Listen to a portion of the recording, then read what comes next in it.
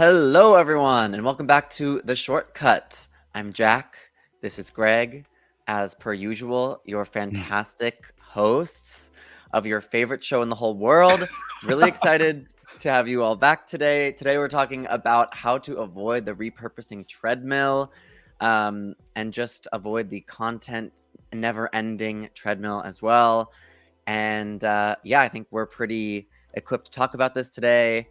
We make a lot of content here at Kapwing, so really excited to dive into this today. Greg, how's it going? It's going great. And I think I can say by like the temperature today, which is super cold where I'm at, kind of indicates like why we decided to record this now. We're getting to the end of the year. And I think a lot of marketing teams are looking back at like not only performance overall, but like their output and how output kind of, tied into performance. And yeah, I think like something I actually commented on in response to one of Jimmy Daly's posts on LinkedIn was like, what's a conversation you see kind of cropping up in the new year within content marketing that maybe not a ton of people are talking about? And I felt torn on this one. And I think it's a good place to start kind of our episode here, because I was like, I think repurposing has definitely been in the spotlight. It's been a point of conversation for quite a while. But I do think that there's a couple, again, like we often talk about what are the driving kind of forces behind changes, to try to really understand like why is this happening. So I do think that there are some things in the backdrop that will cause the content treadmill or just like an expectation around output and repurposing to kind of remain high. And there may be sort of like need for teams to play defense there. Or maybe actually the better way to frame that is actually get ahead of that conversation. And so why? Like really, really briefly, I think number one, you're going to see we all kind of experience the year of do more with less this year, like especially in marketing.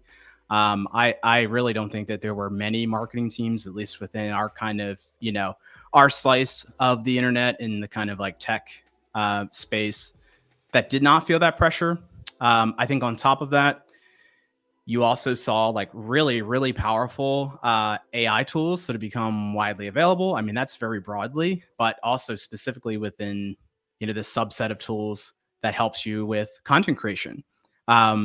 Just recently, and I won't, we would like to focus on the topic here, but just recently, we released Repurpose Studio, a super powerful tool that helps, you kind of get like many clips out of like a single long form video. I mean, I honestly think there wasn't really a product that compares to what Repurpose Studio can do. And that's not to like pat ourselves in the back. I'm just sort of saying we're going to see incremental improvements and those kinds of products, and your boss and your boss's boss are going to be aware of them. So there's going to be questions as to like, are you using them? How are you using them? And so on. And then I think the final sort of thing is you're going to see, and I know this might seem counterintuitive, but you're going to see like, we believe like much more emphasis on sort of like thought leadership and sort of like narrative driven content come into next year. And so that might seem like, well, wouldn't that go the other way? Wouldn't that result in sort of like a lot less content being made? But I think what will end up happening is like, it'll be more like teams will need to figure out how to repurpose their best ideas, because we're really just not in an era where you can just put out a really sort of zinger of a blog post or something and like that's going to be enough. Like if an idea is good enough for like a really exceptional blog post or video and it really communicates sort of like what your company sort of believes about where things are headed, it really captures your worldview, then you sort of have to figure out like, well, how are we going to take this idea to like other places? So if you really want to be thought leadership driven, narrative driven next year, you're trying to diversify away from like purely SEO content, or you're worried about, the search generative experience that's probably coming in Google, I would say like repurposing is also your friend in that case too. So three reasons why I think repurposing is going to sort of remain in the conversation and then probably get talked about in a different way. But, don't want to give the impression that we're breaking ground here in terms of like repurposing's importance, like well established. And for features like Repurpose Studio, tons of customer feedback went into that. So we know it's what people care about already. But yeah. Absolutely. Yeah, I think a lot of companies and marketing professionals and individual creators even are, it's overwhelming to, I don't know, see the task in front of you sometimes when it's like everyone kind of knows that the top performers now on socials are generally accounts that are posting frequently and posting a variety of places. And so I think hopefully, and a lot of especially I feel like a lot of non, people who are marketers but not specifically video creators are probably less aware of some of the tools that are able to help you increase your output quickly without drastically increasing your effort. And so I think that's where hopefully we can come in today and help you guys figure out all of our learnings that we've learned by posting quite a bit as well. Definitely. So yeah. And I would say it is, again, it's another sort of, it's like fortuitous timing, I guess, in a way for us to do this episode now, because I think we've had a pretty good run here of experimenting with a lot of different sort of approaches to this, or at least like just like dipping our toes in a lot of ways. I mean, I always think we try to put this up front and center, but in case it needs to be said again, like all marketing work is like way messier behind the scenes. Like in some sense, like marketing's job more than anyone else's is to try to like within reason while still being authentic, but it's to try to like get the message into the sharpest, cleanest, crispest place that it can be. Whereas like, behind the scenes, it's messy spreadsheets and like, where's this or that thing? And oh my God, the final V2 needs to be ready for the launch tomorrow. Like we faced all of that too. So as we run you through this stuff, just keep in mind, like, a lot of the insight came from having to make the mistake first, or like having to figure it out first, for sure. But yeah, I think we've definitely tried a lot this year. And I gotta say, maybe the first place I would start is like, so repurposing, at least in the conversations I've had lately, it's getting tied more and more to that content treadmill idea, right? It's a vivid metaphor. You can kind of like see it, like you on this treadmill that never ends, right? And I would say like to keep with that kind of metaphor, I think our first piece of advice is actually like, you don't actually want to entirely get off the treadmill.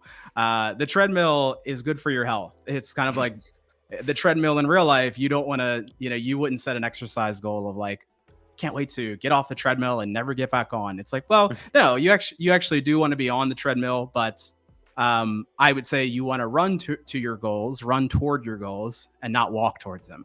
And so that's what I feel like people are really feeling, which is like they are unable or haven't yet kind of put forward a goal for repurposing, like a strategy, if you want to call it that.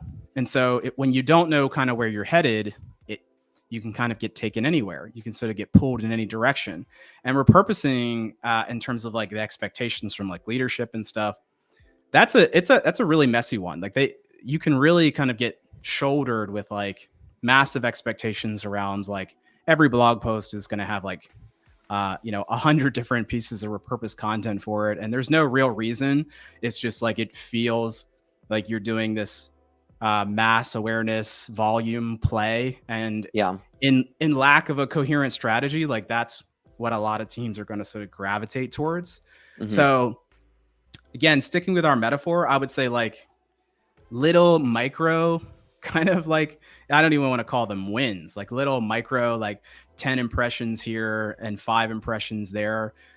That form of repurposing is like saying, I want to exercise, and instead of doing a 30-minute run, I'm going to do a 5-hour walk. It's like, don't do it. Don't take this like mass sort of kind of shotgun blast approach to repurposing, because almost assuredly it's not going to be like the fastest way to reach your goal.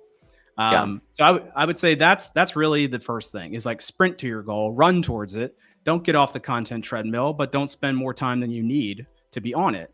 And I would say like being a little more practical about this, like something we learned a ton from this year was just like join communities where we feel like our customers hang out. We, Yeah. like many folks across Kapwing now, are in content marketing and B2B marketing communities, and we spend time there. We answer questions, we respond to people. And so like what does that do? Well, yes, we do learn that, for instance, like our customers hang out in those places, those Slack groups or whatever, but we also pick up a way more intel on just sort of like where else do they go to learn about their field or their work or the things that they're interested in? Who do they learn from? What channels are they? Something I always make a mental note of is like, what channels is everyone in the Slack group linking to? If they Yeah. never ever link to this, this or that channel or this or that format, it really kind of tells me something, at least, right? Yeah. So I would say like, intel on your customer and where they spend time is a really sort of key input in terms of like, where should you be repurposing stuff? How can you sprint to your goal rather than walk? And also like your historic data, like you probably have historic data of some kind in terms of pipeline seems to come frequently from this channel, or just, something purely actually anecdotal. Your sales team keeps telling you on calls, people are mentioning like the founder's content, or they're mentioning the YouTube show that you host, or something. So that, I think, is the best place to begin, is just like, have an opinion about which channels and which formats you should be repurposing, as informed as you can get it. And at all times of the year, at all times during your strategy, whenever you get the sense that you're like walking slowly rather than sort of running towards the goal, it's probably a sign that you should start cutting some stuff, Yeah. Maybe throw in a sprint in there. How many running puns can we get in one episode? Well, I mean, hey, they say that, in engineering too. Why not like content sprint? Yeah.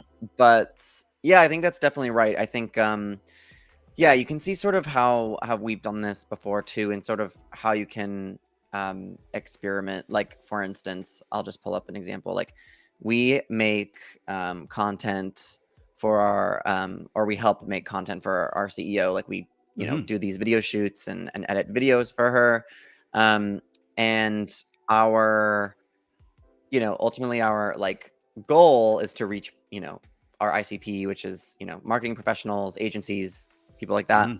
And so we like sort of started with these shoots with LinkedIn in mind, and that's sort of like our bullish hypothesis. But also we have then thrown that same content, repurposed it, different aspect ratios and some changes as well. For like things like TikTok, you can see the same sorts of videos here. And that's because like, while we recognize that these, types of people that we're trying to reach are definitely on LinkedIn, like they're also, our hypothesis is that they're also hanging out on TikTok and Instagram. And, there's probably not as much, especially if you listen to our last podcast, you'll know what we're talking about. There's not as much maybe competition for like B2B type of content on these platforms. Also, like Instagram, you can see our Reels pages has the same sort of type of content. And so we're sort of placing this bet on these social channels as well for a different type of content, a founder-based content, which I think is so we have like certain bets that we're really going in on. We're posting these types of videos several times a week across different platforms, trying to find those people that we really think will make a difference in our company. So I think that's sort of an example of what you're talking about. Yep. And I think like it's like the reverse of that highlights something too. Like, so in that case, we're a little bit in experiment mode at the moment. Like, will the content from our founder land on, these kind of audiences we've accrued and built up on these social platforms where we were mostly sort of like, it was mostly branded content, like a lot of people in the videos, like certainly, like I feel like our marketing has always been very people focused and people first. But will these sort of like bigger, bolder concepts from our founder, our CEO, on like where AI is headed and things like that, is that going to stick the landing with these audiences? We're basically trying to see. And then in the reverse, like you don't see us taking too much from our brand accounts and trying to like force fit it to Julia's account, because we just think that that's not the right approach. We feel like there is a certain audience she naturally speaks to and reaches, and so we don't really have a hypothesis that trying to like up her publishing to 3 times a day with content we've produced elsewhere is really the right thing to do, right? Right. So it all comes down to, I think, like you're taking bets. Like you have a hypothesis, you place a bet with a reasonable amount of effort, and then you just see if it plays out. So that would definitely be like number one with a bullet for me, is like if you feel that overwhelm, it may stem from just like, well, we haven't really firmed up exactly what our thesis is here in terms of how repurposing is going to help us. And if you don't do that, someone else will do it for you. And if they're not as close to the work as you are, usually most people are just going to ask for more. Yeah. So you definitely have to like sort of navigate those conversations. And I would say the last little point I would add to that is like, something you'll see us do very frequently is take these podcast episodes and we'll occasionally repurpose them to blog posts. But our blog has very sort of distinct goals. Like we only really are trying to achieve a small set of things with the blog. And so once again, like, do we repurpose most episodes? Yes, but we will not force fit an episode that really doesn't serve the purpose of like living on the blog. So I won't get too into the weeds of like what that is, but it's just like our blog has a very specific set of goals that it's after. It supports our marketing in a very specific way. And so like, just because we have an episode or a video or an event or a webinar or something doesn't mean we have to like force it over to the blog, especially if the resulting post, the resulting asset is not going to do anything for the blog in terms of its goals. Right. So yeah, I mean, we do that same thing too for like, for instance, this is our second channel that we post this on, because it might not be exactly relevant to our main channel where we're mostly posting, tutorials or things like that. And we're also not even like, when we are repurposing these, we're not posting them on the main channel either. We're posting them on this channel because it's more relevant to what we're doing here. It's not really relevant 100%. to, teaching people how to use our tool or teaching people how to do certain video editing tasks that they might be looking for. So just like, don't give people what they don't want ultimately. Yeah, that's a fantastic example. Yeah, even better one. And it's like you have these certain set of ingredients, but you just really can't be like putting them just anywhere. You really need to have an opinion. So that I would say is definitely number one. I would say something that we have like really, I have personally gotten really excited about this, and I'm excited to see where this takes us into next year. But I think our second thing to consider, a second bit of advice, is like, it is really helpful when you kind of maybe start from a place of like, we should repurpose like our best ideas, like our best sort of points of view, our best messages. And then, yes, like you will absolutely need to end up like repurposing the content itself, like making edits and trimming things and finding a different angle and so on, the actual work of it. But I think if you start with that, if you start with just like, what are the core ideas that we want to get out there, it becomes so much sort of easier, becomes so much, at least like more consistent, I would say. This is like a really, I think, excellent example of like, so, I mean, spoilers, I guess, or like one of the goals for our blog definitely is we want it to be a sort of place where we kind of consolidate or round up like points of view that we've shared across other channels. And we write a blog post to sort of really encapsulate like, all the little kind of ideas that we've shared into one cohesive kind of argument or narrative, right? So that's one purpose of sort of the blog, is to kind of be this like this final artifact that sums up a lot of like stuff that we've talked about. And so this is an example of like, we have pretty strong opinions on like why video has had a very long sort of runway as like a top marketing trend, and why that's going to continue and maybe even accelerate into next year. But it's like, okay, well, back it up. Where's the evidence? Where are these opinions coming from? And we sort of summarized all of that. We tried to like really sort of frame our argument and really try to collect the best data that we've seen over the years, or especially like recent data that we've seen that kind of validates this stuff. Um, and then we packaged it into this piece on like, why is video marketing this like eternal trend? Like why will it sort of seemingly never like drop from the top 3 list of like marketing things to invest in next year? Yeah. And then once we landed on this idea, I mean, we went all over with it. We did a podcast episode touching on some of these core concepts. We did this blog post as a way to sort of maybe sum it up in entirety.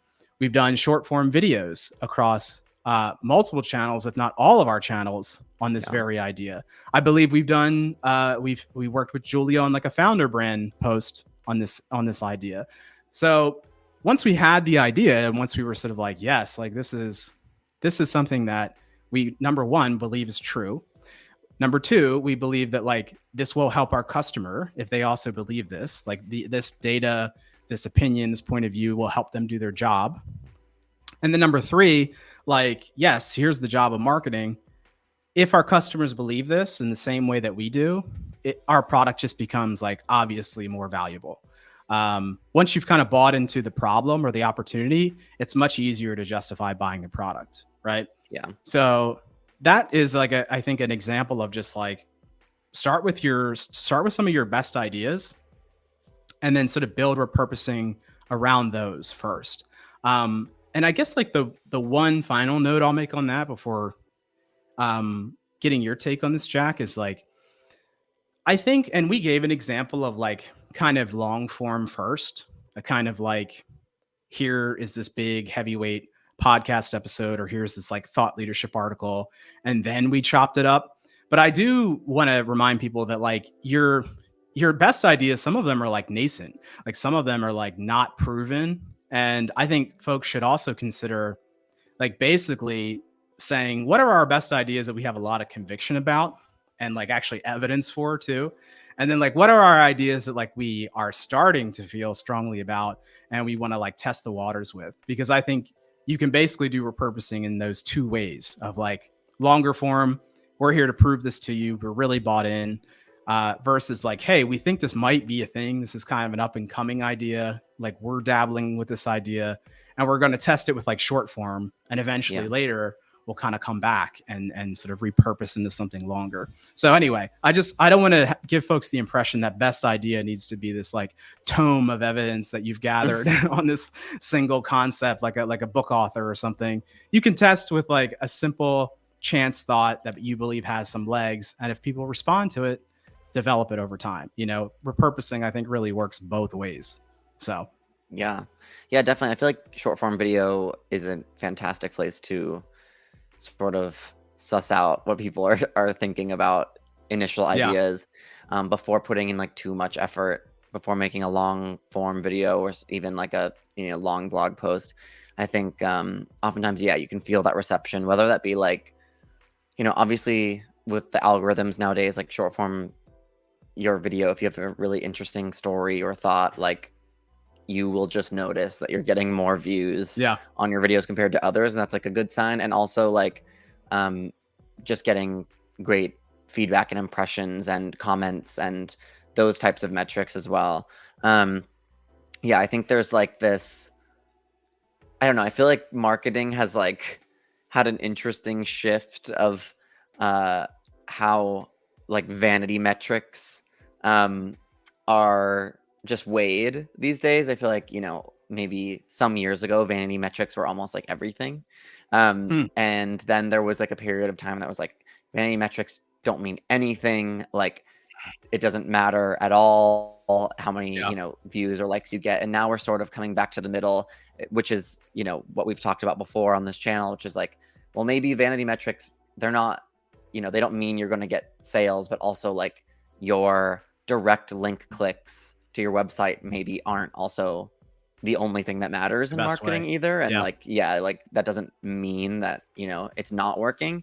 And so I do think like in this case, when you're thinking about testing messaging pillars or testing just concepts that maybe you could you're looking for your marketing angle vanity metrics like can be useful, and short Yeah, form absolutely. content like gives you great, sort of a great, I don't know, sample of how those pieces of content are doing with vanity metrics.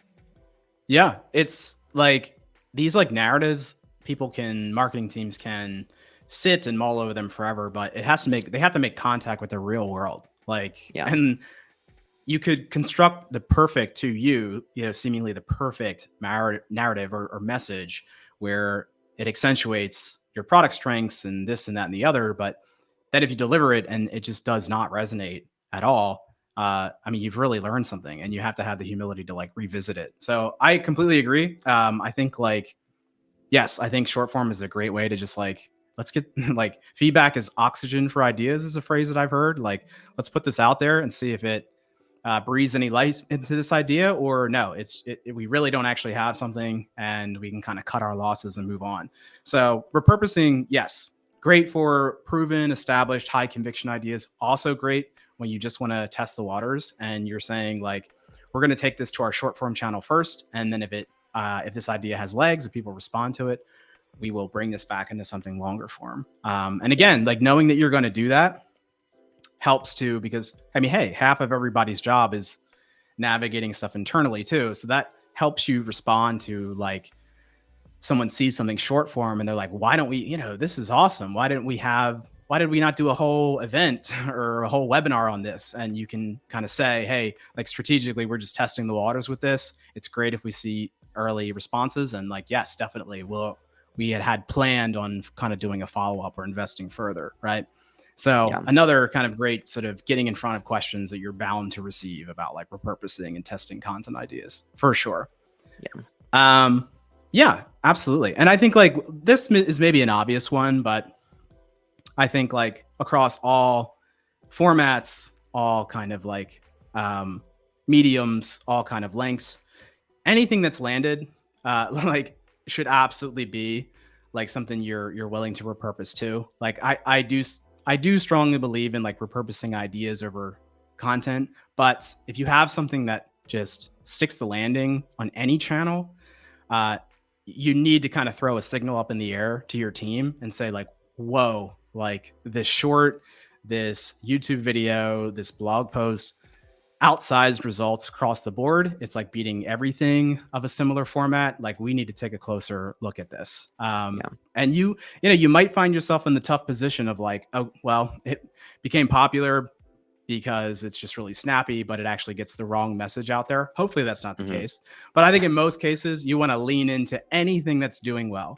So that's just my little caveat, my little asterisk of like, yes, ideas first, but as soon as like any piece of content gets traction, like pay attention, because you get so few of those like outsized wins over the course of like a year that when you have one, you have to really lean into it and see what else can we do around this idea, Yeah, no, definitely. I mean, that's like you see like even outside of, marketing, if you zoom out, like that's what a lot of TikTokers or whatever, like the most famous TikTokers are famous for, is they just have like one format that people find hilarious and they just keep doing it, and maybe they tweak it over time, but ultimately like you have to go with what's getting you views, because it will likely continue to compound. And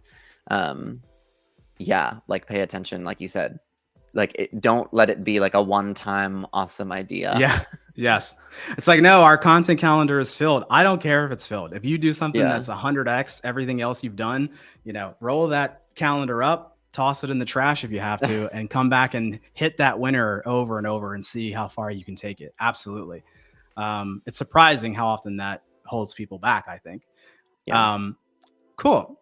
And I also think maybe continuing this, like, this is very practical. It might seem obvious on the surface level, but I do think it's worth sort of doing, is just like number 3, I would absolutely map out like, what are your content kind of like sources? Like, where are you going to sort of draw repurposed content from most of the time? And then like pair those with your outlets. Like, where are you going to take this stuff? And yes, like very simple, straightforward. There's a very obvious example in this very show that we're doing. where we know this is like going to be our anchor format, our anchor medium for a lot of video. But we also know like when we depart from this and where video comes from other sources or a single, one-off creation or something for a product launch and stuff like that, like we know what our content mix is generally. And we've also like more recently have set goals around like, from every podcast or from every blog post, we'd like to get, this many sort of like assets out of it as a goal, as a rough goal. Mhm. We don't want to force fit things if we truly can't make 2x clips from the show work that week or whatever. But we do set a goal for it so we can kind of end up with like roughly where do we think we'll land every week with these different content formats. And so whether we're sort of like hitting our goals or not on the output side of things is like, well, we've got a gauge, we've got a little measure that we reference, that other people can reference. So you can kind of contextualize like, what does 20 videos per week mean? like Yeah. if I say that, and if I don't tie it to like, because that's an example of something that like we shoot for example. Yeah. But if I say that into the ether, just like without that context, like for some teams that, for a team of like 6 video creators, that would be maybe not so much, like not much at all. And they would want to Yeah. go for much higher number. Or like if people are just investing in content differently, where they feel like, hey, we're kind of rolling the dice on sort of one really long form thing per week, and our short form investment, we're going to dial back for the moment or something. You just have to ground it in like, here's where the content is kind of coming from. Here's where we're going to take it. And here's what you can kind of expect output wise. And here's kind of how like repurposing contributes to that. And after you've grounded that, now you can have way more productive conversations versus like, we should be doing more content or like, like that's usually what the combo is going to be if you don't frame it. Or it's just like the number of stuff you're putting out might feel small to someone who doesn't know kind of what goes into it. Why you're sort of taking it to these channels, where it's all coming from. Like you really, really need to like frame that out for people. I also think like, again, here's where we get into really 101, but I do think a lot of folks make this harder for themselves is like, if you haven't even agreed to that, like every podcast or, every podcast, every webinar, every show that we do, we're going to try to get this many clips and we're going to try to take them there. You end up with this like Monday morning marketing meeting scramble of like, what the hell is coming out and what like randomly coming up with clip ideas, or the clips that you produce per week are totally like variable because it's just like whatever. I think you just have to pick something and agree to it. And then everybody feels out like, hey, is this cadence, like, can we maintain this? Could we do more? If we're getting a lot of results, could we even like get some additional help for this or resource it or whatever? But yeah, avoid the dreaded Monday morning repurposing blues of just like coming in and really having like 0 sense of like what goes where. You've got to organize it in some fashion, Yeah, no, definitely. I mean, I think like, having long form, pieces of content to pull from, is definitely like a fantastic use of video. Turning one into many, is obviously going to be like always helpful. And like there are also, I think sometimes that feels overwhelming to people because it's like, okay, but if I have a podcast that's an hour long, or if I'm making, really long form video, like actually getting that information into a short form piece of content can be hard. It can take a lot of time. It can, maybe you need more expertise than, your average person has. But I think that's where like now we're starting to see, like AI tools being really helpful, with speeding up content workflow. Because like, maybe, 2 years ago or even a year ago, like saying that one person, like pretty much aside from Greg doing this podcast, I'm pretty much like mostly the only one doing video at Kapwing. And like usually I'm putting out like 15 videos a week. And like a year ago, that sounds insane, I think, because doing everything manually is like, it takes a So long much time. work. Yeah. But like now, even over the past like few months, I feel like that goal has become like more manageable. Hmm. And so I feel like, don't get scared before you like, do your diligence and trying out different tools and open your mind up to like new workflows because yeah, I feel like a lot of times video creators or marketers like have it's like their way or the highway, and they have their way of Yeah. doing things they like to do, but like there are fantastic new technologies coming out that can like really speed up your output and workflow. I definitely think you're right. I also think I do think that should be its own, like that is our sort of final piece of advice. I know coming the source that it's coming from, folks might be like, yes, of course they're going to talk about AI tooling, but as our lived experience has shown, um, we do believe that like AI tools really do help speed up the production process, especially around like rough cuts and editing. And to add to that, like it's not just us. And we finally sort of have some data on this.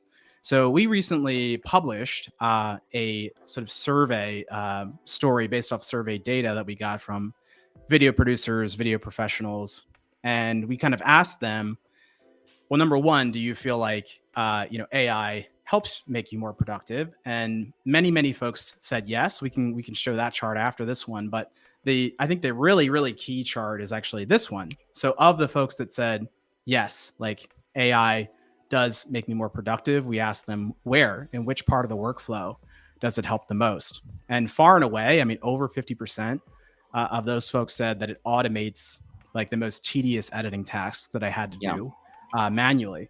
So that's like a wide range of things, but anything from like, I know this is hard to believe, but there was an era of manual subtitling. So thank goodness that's long gone. But like also just like, the rough cut, the speed of the rough cut that you can make with tools like Trim with Transcript.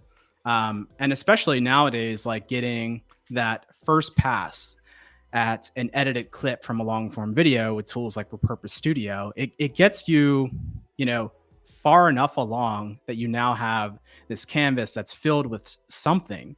Yeah. And you can go in and kind of apply those like last bits of polish where, your editing experience, your keen insight as a marketer tells you that's the strongest hook actually, or that's the polish I really need to apply there to make this video have great like speed and momentum and energy to it.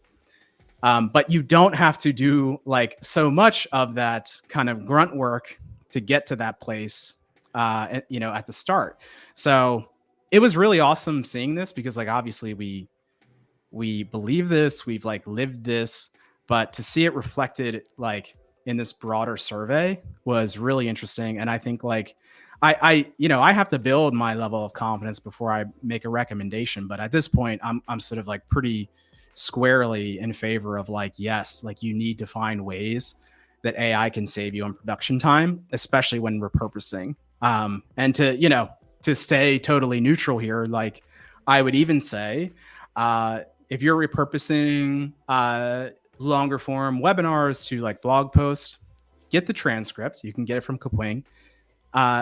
Plug it into GPT-4, plug it into Chat GPT, and try a few kind of like creative prompts around like, give me the takeaways, 5 takeaways at the top of this transcript, and then edit the transcript down to remove like portions that don't relate to those takeaways. I definitely agree. I think I feel like and to a lot of people's credit, like some people are nervous about AI. I think a lot of creatives get nervous about AI because they're afraid of, Mm-hmm. job issues or things like that. But number one, like, yeah, I feel like nobody is really thrilled to be doing these tedious tasks, and like it does free you up like with more time. So you have 8 hours to complete a video, right? Like, and it's a long form video.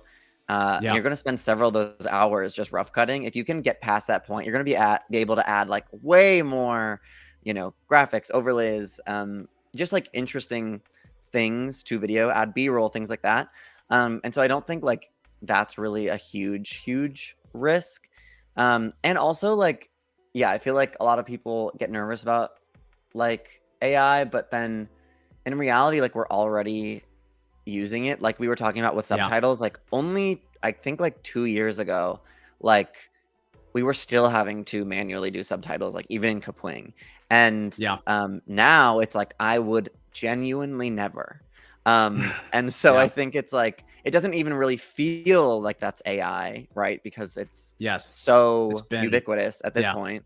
But like it is, and that's where we're headed. So I think like which like brings us also to the next slide, which is that yeah, like AI is really great for productivity, and people do recognize that. Like even if you only ever used auto subtitling alone, like I think that puts you in the first 2 categories here of like AI does make you more productive. And that's only like scratching the surface of how AI can help you. And there's like so much to come. I feel like there's a ton of experimentation, you know, with new technologies, and it's actually like a really exciting time to be open-minded and like trying these technologies to see how they can improve your workflow. Because if you can sort of be like not even on a company side, like, you know, if you can be the first company to make these tools, like obviously that's going to be awesome. But like as a creator, if you can be the first creator to like find these tools that really help you increase your output, like you might like have an amazing upper hand on other creators just by being able to put out like way more interesting content. So I think like that's a very compelling reason to be open to this as well. Yes. And I think like number one, maybe to set the stage, like it can be easy to forget, you know, what you sort of used to put up with to do certain tasks in the past. I mean, we sort of briefly touched on that in terms of like how good gear has gotten for video as well. But like, you know, another one that I'm obviously very familiar with is just like even publishing something to the internet. Like if I would have to go back to like some 90s workflow of I send someone a word perfect file over my AOL connection and then they download it and edit it and send it back, and then I hand code the HTML to, oh my God. Like, you know, versus like, hey, jump in this Google Doc with me, we'll make live edits and then I'll flip it over to Ghost and publish it in 10 seconds. You know, it's like it's kind of astonishing when you really go back to like how you had to do things before. And I totally like, I'm not being dismissive, I totally resonate with folks sort of like, it's a new concern to be like, whoa, will these tools actually get so good that there's like nothing left for me to do? But I would say there's like, I think most people agree that there's a lot of like headspace between, a lot of room basically between where we are now and like getting to that point. So, and we may like ultimately never get to that point, right? Like that's always a possibility.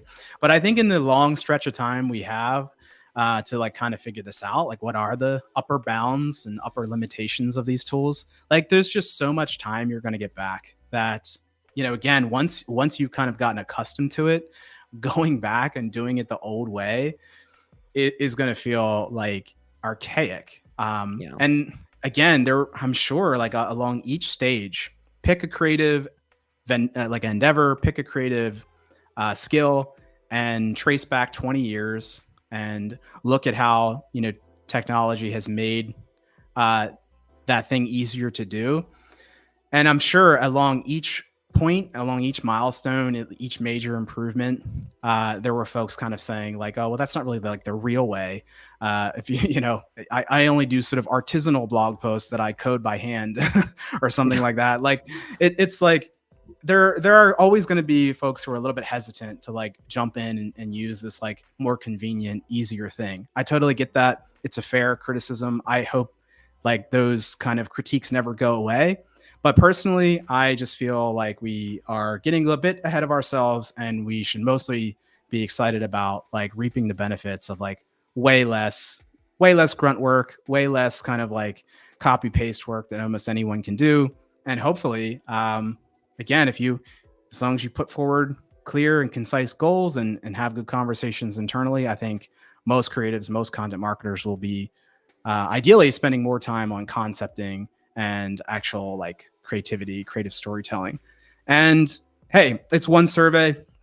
We don't set a claim to be final word on this, but it was very heartening to see so many video creators like kind of feeling the same way.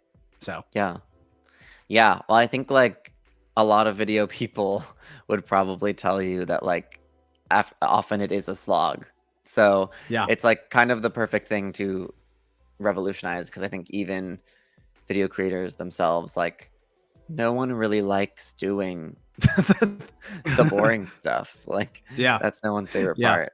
So, And although yeah, I would say although there's like room to infuse creativity in like everything, I mean, getting back to our core topic here, like repurposing has a ton of a ton of tedium. Like we'll be honest, yeah, like we're hoping like tools like Repurpose Studio wildly reduce the amount of tedious work, but we also don't need to like sugarcoat it. Like we know from our own experience, Jack, you know too. It's like sometimes you're just porting one asset over to another place and trying to make it fit. And yep, if you can speed that up, that's great, because the time you get back is worth so much. You can yeah, invest it into other higher impact things for sure. totally. Yes. So, don't stay on the content treadmill. Get Or off. if you Go do, for a go for stay. a nice run Yeah, and then yeah. enjoy yourself after. Rest and recover. How do we follow this episode with our running shoe Christmas gift picks of the year? I think for me to make a recommendation, I need to start running more often. So that'll be, Yeah. that'll be a New Year's resolution, maybe. Yeah. Well, if it inspires you, I just ran a 5K the other week. So, big Golf stuff. clap. Yeah. Well done. Cool. Well, thank you guys so much for watching. As usual, we are here every week. Although next week I will be on vacation, so we'll see. Yeah. Make sure to subscribe to the channel. Let us know what you guys think. Are you on the nonstop content treadmill? Are you looking to get off? What's your content workout routine? And let us know if there's any topics you want to hear from us soon, and we will consider that. Greg, it's been real, It's and been awesome. see you guys in the next one.